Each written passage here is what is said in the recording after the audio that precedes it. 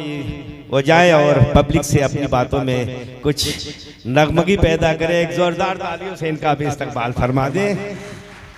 धन्यवाद सर। कहते हैं कि खूबसूरत से एक पल का किस्सा बन जाता है, जाने कौन कब जिंदगी का हिस्सा बन जाता है। मिलते हैं कुछ लोग घड़ी भर के लिए, लेकिन उनसे कभी न बिछड़ने वाला रिश्ता बन जाता है। आदर, अभिनंदन, आभार, नमस्कार, आदाब, सत श्री अकाल। मैं शैलेंद्र। बहुत अच्छे भाई, वाह वाह वाह वाह वाह वाह। बंधुओं, सिर्फ हंगामा खड़ा करना मेरा मकसद नहीं, मेरी कोशिश है कि सूरत बदलनी चाहिए।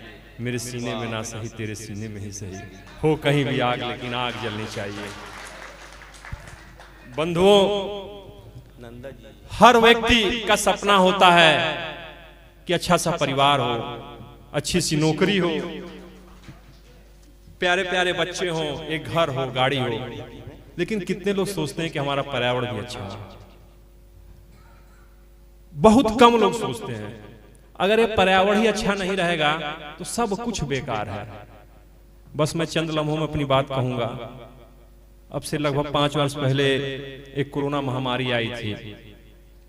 उस समय पूरा विश्व समझा कि ऑक्सीजन का सिलेंडर का महत्व क्या होता है। हमारे पूरे परिवार को कोरोना हुआ था और हमारे बड़े भैया पंकज जी के पिताजी का उसी कोरोना महामारी में ऑक्सीजन की वजह से संक्रमण हुआ, कोरोना महामारी में देहांत हो गया। हमारे पूरे परिवार को कोरोना हुआ, पीछे बागीचा लगाया गया था, उसी बागीचे में बैठे और किसी तरीके से बचे। तभी से मैंने संकल्प लिया, बच गया हूं तो सबको बचाऊंगा और आजीवन एक पौधा लगाऊंगा। और जब यह कार्य शुरू किया तो सबसे बड़ा अगर प्रेरणा का कोई कार्य किया, प्रोत्साहन का कार्य किया, तो हमारे बीच में बैठे आदरणीय मनीराम सिंह साहब हैं। जब यह बेसिक बने, वो भी बलिया के लगभग दर्जनों जनपद में बेसिक रहे।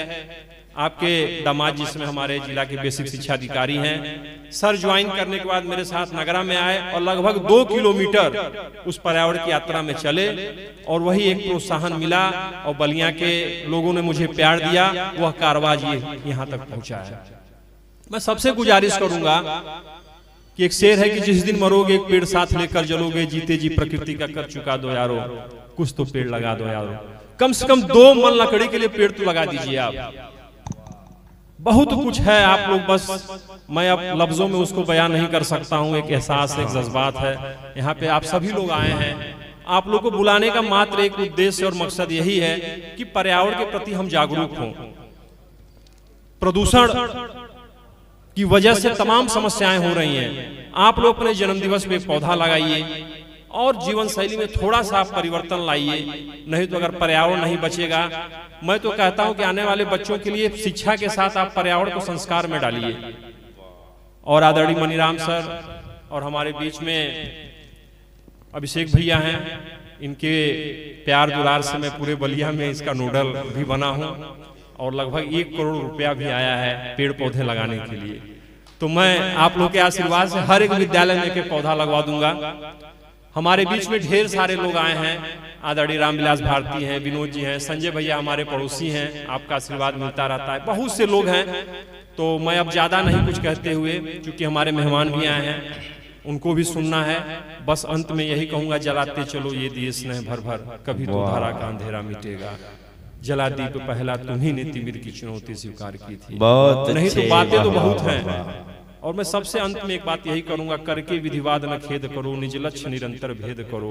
बनता बस उद्यम ही विधि है, जिससे मिलती सुख की निधि है। उद्यम के अलावा कुछ नहीं है।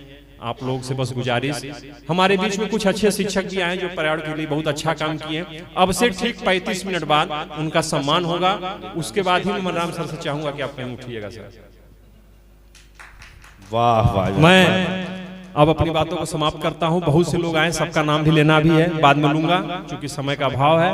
और स्वागत का भी कार्यक्रम शुरू होगा। मैं सलमान जी से चाहूंगा कि